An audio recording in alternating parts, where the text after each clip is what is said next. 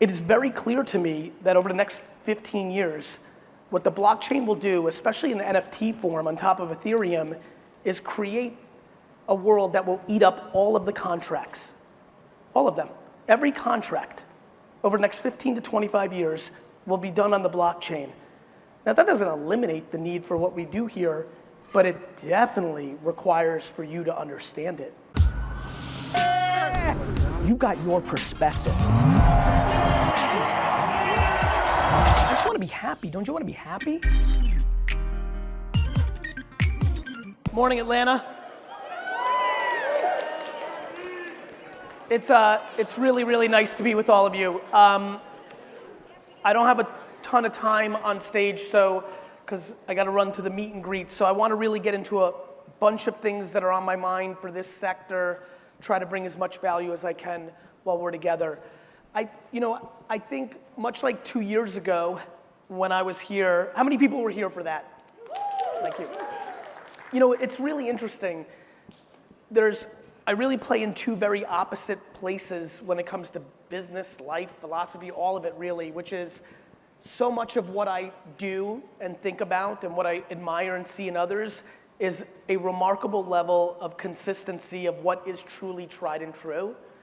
And then on the complete other extreme part, I really spend almost all my time trying to understand the one thing that connects to everybody in this room, regardless of what they're trying to achieve. Whether you're in this room and under the context of this room, you're clearly trying to achieve something from a professional lens, but the reality is if you're passionate about fundraising for your kid's school, or if you want to segue your career, or if you've got a side hustle, or if you decide to pivot or run for public office, there's just such a fascinating thing that has always been true, which is attention is the asset, and how you fill that attention becomes the variable of what happens. I was born in the Soviet Union and came to the US when I was 3 and grew up in the 80s during the Cold War. And I've always wondered if, because of that, I've always had an extra interest in the media, in propaganda, in communication, because that was so much the warfare of the Soviet Union and the US. And obviously, I don't have to explain to anybody in this room, I think over the last half decade, our society has started paying a lot more attention to communication. I was always fascinated by why, if there was a coup in a country, would they go to the TV station and the newspapers even before they went to the palace? And it made me always understand that this shit's important. Communication is the variable. What's really fascinating about this industry, and I have many friends in it, is when trying to grow the business, most of the DNA in this room is sales DNA. It's not brand DNA. You're not marketing, you're selling. It's why Google does so well. It's why so many people here feel comfortable allocating money to Google AdWords, because it's transactional. Somebody types something in, you spend dollars on it, you go to the top, you see and feel the ROI very quickly. I understand it. I love selling stuff. It's very easy to understand. It's very easy to invest in. What's impossibly difficult to invest in is brand. It's hard. Why am I wearing these? Because of brand. Nobody knocked on my fucking door and said, do you want to buy these Nikes? I didn't type in Nike into it, and this is brand. This little swoosh is worth $1 trillion. $1 trillion. And so I think about that because it's easier to understand with Nike, but it's harder for a lot of people in this room to think about it from their business lens. Though we see it, many of you know, many of you have your faces on billboards and ads and newspapers and things of that nature. I believe in all that. I just don't believe in overpaying for yesterday and not investing in today. Like, whatever you did to get here was about attention. Whether it was shaking hands and having friends and working the local thing, whether word of mouth is just attention. You did something for Craig, he liked it enough, and when Sally asked him, he referred. It's all just the same game. The problem is, and the thing that I have had an enormous amount of passion on, is if attention is the asset, that grows everything, that creates the result, why aren't people interested in investing the 20 hours that it would take to understand the current space of attention? Like, I just don't understand why you wouldn't see through the curiosity and spend 5 hours to understand why a TikTok video might actually lead to a customer. I don't understand why you would say no. Let me rephrase, I very much understand why you say no. You say no because you positioned it in your head as something else. You've positioned it as the thing that your kids spend all their time on, right? But what you don't do is the homework that makes you understand that over the last 18 months, the growth of 35 to 55-year-olds on TikTok is so extraordinary. We haven't seen growth of consumption like that since 2011 Facebook. All of a sudden, if you understand that truth, it at least leads to the curiosity. How many people here are producing 3 pieces of TikTok video a day for their business? And if you raise your hand, I'm gonna check on stage publicly, so don't lie.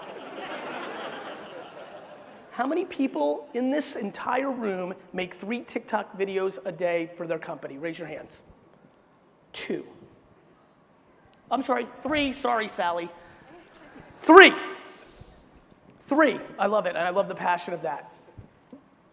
What excites me about that is because I've been making content about TikTok for 2.5 years, I already have dozens of emails from lawyers, contractors. A cement provider hit me up last week that he landed a big contract from a TikTok.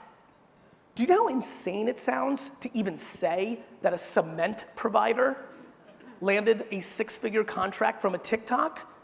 Even for me, as progressive and curious and in it as I am, I understand how far-fetched that may feel, but it's a reality. And this isn't a talk to say everybody run out and go make TikToks. This is a talk of, are you challenging yourself to do branding work? Because it's the singular thing that grows anything. Branding is the singular thing that grows anything. It's just the way the world works. And so I think the opportunity is extraordinary. One more time, by show of hands. By show of hands, how many people produce 2 original videos or written articles a day on LinkedIn? Raise your hand. 1, 2, got you. 2. Again, that one I struggle with way more. But it goes back to my only interest in this talk today. Why are we, the world, this is not just this sector, this is the world. Why are we not interested in putting in the 20 to 30 hours to understand something that's happening today? LinkedIn, for the last 4 years, has converted itself into being the business Facebook. This is not the LinkedIn we all grew up with. LinkedIn marketing isn't spamming people on email. It is making content to go in the feed. How many people here consume content on LinkedIn and know what I'm referring to? Raise your hands. Raise it high, please. I want everybody higher. Come on. Look, that is the fun thing for me. Almost half this room is consuming it. 2 people are making for it. It speaks to the thing I started this talk with. I believe this room is in the sales business. And I believe if you can make the shift to understanding that you need to be in the marketing and brand business, it's the only thing that can substantially double, triple, 10x a business. It's real. It's what happens. It happens at every business. It's happened for the last 20 years as we've lived through the internet revolution. This is important talk for a much more important reason for this specific room.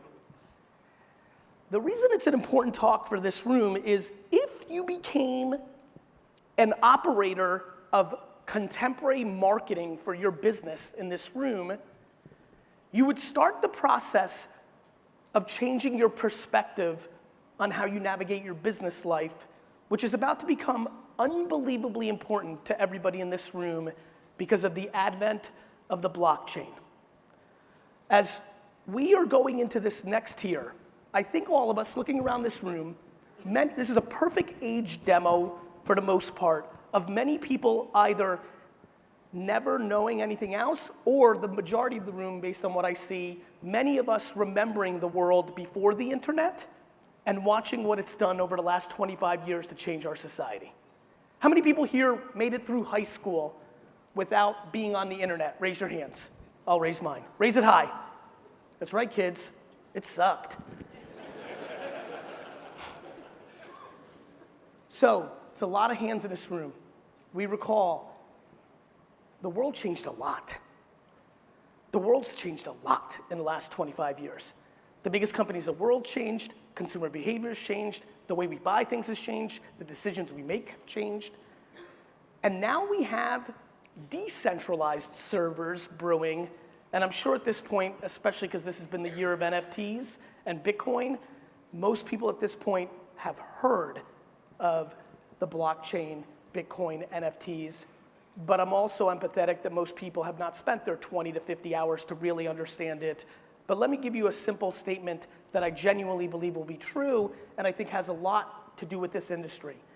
If one is to understand the blockchain, and in 1995, when I saw the internet, I realized that my dad's one liquor store needed to be an internet retailer because that's how I was going to help my family business. And even though I didn't own a computer, I launched one of the first e-commerce businesses, and then I did it again with social, and that's kind of how I've navigated.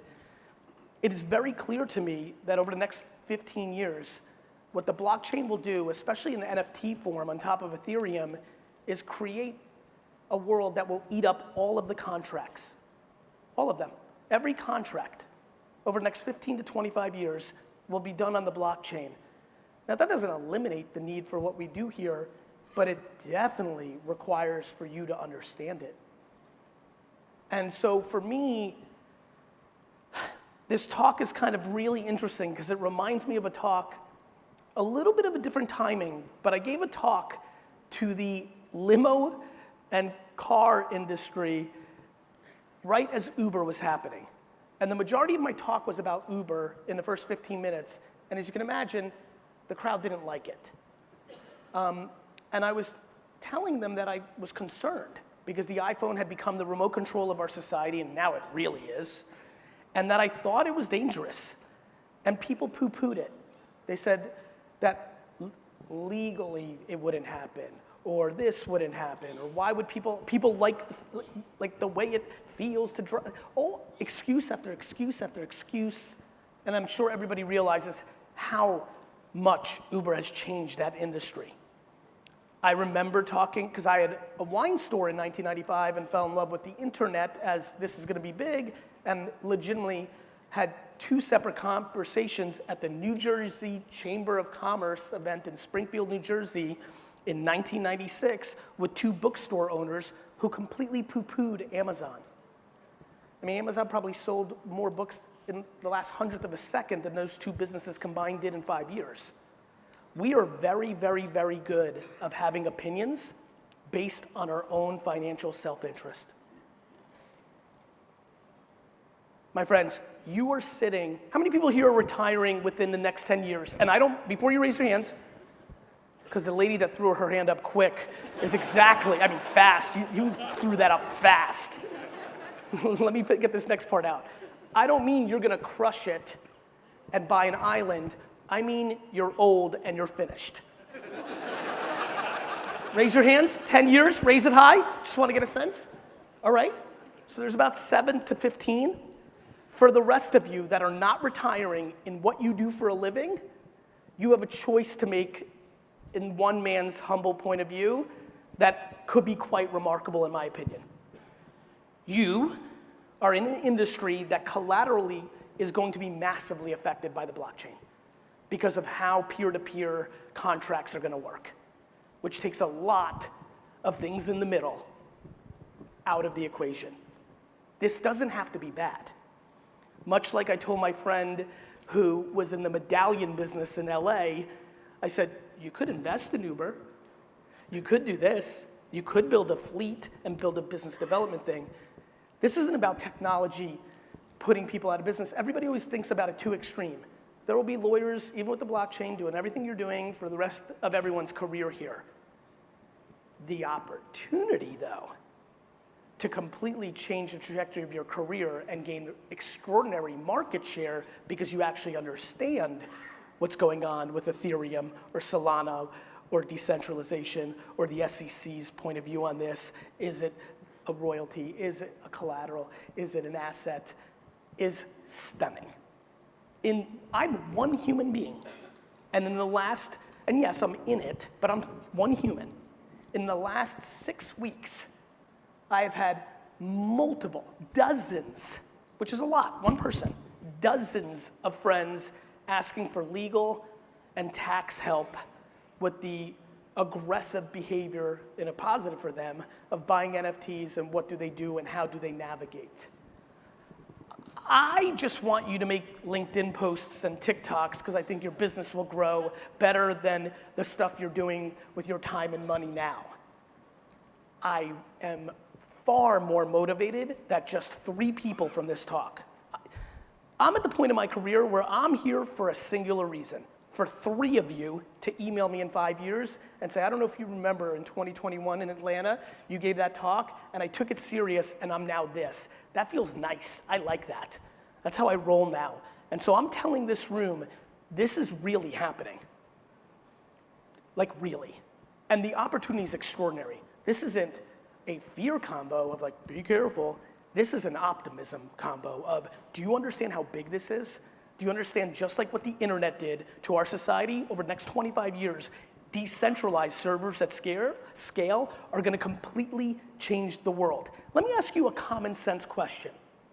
If this was some small shit, do you think China would ban it? My friends, this is big. This is the single biggest thing that has happened since the internet itself. Social media was a monster thing in the middle because communication dictates everyone's decisions. It was big, that's why POC committed to it. But this blockchain thing for this industry is extraordinarily big because it's gonna touch it fast. And so I would highly recommend people spend their 20 to 50 hours to get educated on what Ethereum is and what a smart contract looks like. Because I have a funny feeling if you actually do, not just write it on a piece of paper right now and then never actually do anything about it. If you actually put in the 20 to 50 hours, I think there's a ton of gold at the end of that rainbow. More importantly, you have 5 years to go on offense with what I'm talking about. If you do nothing in that 5 years, your years 6 through 10 is gonna be defense on it. And that's what always happens.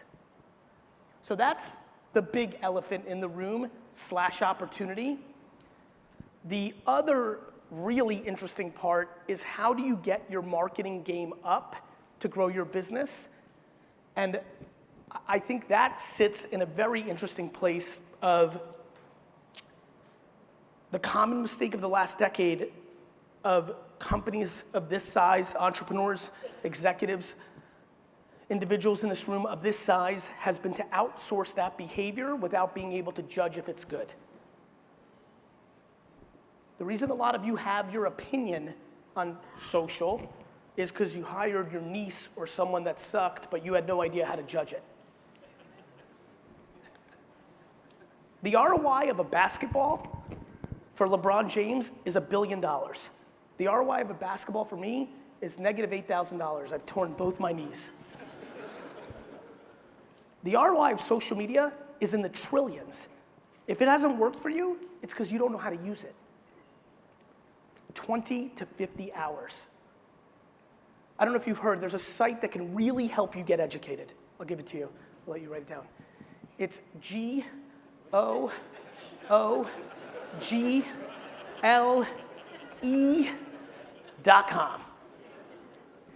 How does a lawyer make LinkedIn content that works for their business? Enter. How do I make a podcast that brings me business? Enter. The world is very obvious right now. Everything, because of technology on a daily basis, is getting commoditized besides the human aspect and communication. Your ability to communicate to your potential customers is singularly the variable of your upside. If I'm able to just use this time together to get you to realize you've been in sales mode, even when you've been doing marketing, and that, or when you've been doing marketing in the past, and obviously everyone here does different things, that the modern version of it is just more effective for the cost. The problem is, people don't want to make the investment into the cost of creative. People don't want to invest in the videos and the pictures. They want to run the ads because they're custom from Google. Well, you just run math, right? You just run the ads, it's just words. In social, the world we live in now, the ad matters. Whether that stars you or it doesn't, the creative is the variable of success. LinkedIn ads work ridiculously well for lawyers, but there are thousands of lawyers that have emailed me over the last 5 years that have gotten no ROI, and the 13 times I've looked at the link that they sent me in those 10,000 emails, it's because the ad sucks. It's because they're awkward on video. It's because it wasn't compelling. It's because it was somebody trying to throw a right hook without setting up a jab. This is about bringing value to the other person on the other side. You guys have so much knowledge. You can make videos of just information, what ifs. You could do what if scenarios in video form for the rest of your life. You've seen it. You've been through it. That what if is a piece of information that might make the other person feel a little more comfortable that you're not just trying to sell them. Consumers are used to television ads for lawyers that have phone numbers that is spam and direct response creative. The opportunity is enormous. We continue, for some reason, to disrespect technology. I'd really prefer you don't. It makes absolutely no business sense whatsoever. Your ideology has nothing to do with the way you run your business. People are like, well, Gary, I don't buy stuff from Facebook ads. I'm like, that's great, Harold. But fucking 3 billion people do, dick. Well, Gary, I don't like Facebook. It's fake. I'm like, cool. Do you like your business? Like, what's the matter with people? If this room doesn't figure out Ethereum fast, or if Ethereum becomes Friendster and something later became Facebook for social media, if you don't understand the concept of smart contracts on decentralized blockchain, it will affect your business in the next 10 years. The 7 people that raised their hands, you can chill a little bit because you're gonna be golfing and drinking margaritas. The rest of you need to really focus on 20 to 50 hours of curiosity and homework. Stop making assumptions. I love how everybody has an opinion on NFTs, that they're a scam or they're Beanie Babies or it's a fad without doing an hour of homework. We have become a headline reading, hot take society. That's a bad strategy for actual business. I think you should change it. And I hope these minutes together at least gave you a little something to push it through. And I appreciate all of you so much. I wish you well. Thank you. Thank you.